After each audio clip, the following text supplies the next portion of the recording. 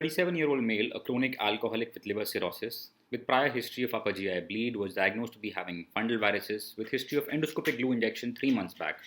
He now presented with recurrent hematemesis.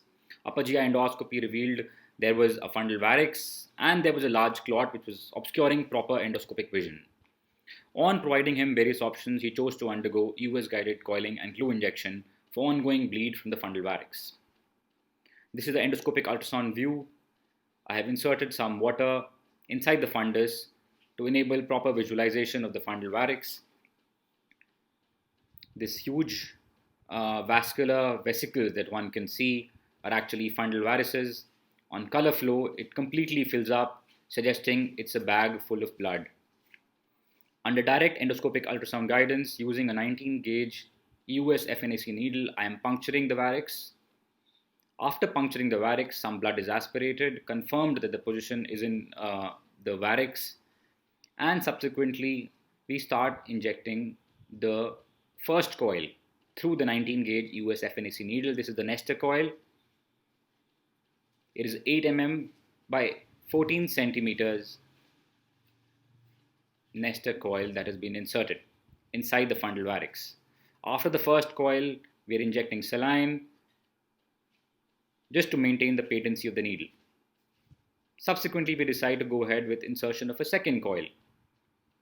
Again, a similar Nestor coil can be seen coming out of the EUS FNAC needle, which is 19 gauge. And the second coil has also been inserted, and you can see that the significant amount of space inside the fundal varix has already been occupied. Subsequently, for patency of the needle, saline has been injected.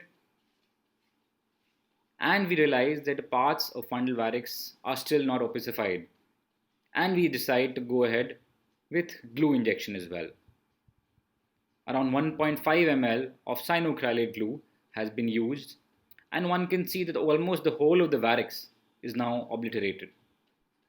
You can see a glue coil cast which is casting an acoustic shadow, and the whole varix is practically obliterated.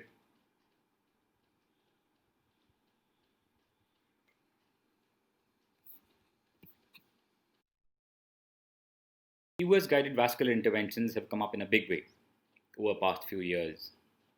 In patients who are cirrhotic and have fundal varix bleed, many a times we notice that the fundus is not very clearly visualized and there is a large clot there. In those patients, EUS guided therapy can be immensely helpful.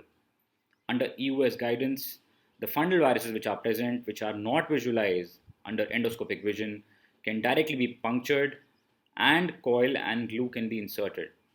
So when endoscopic therapy fails, EUS guided therapy can be immensely helpful.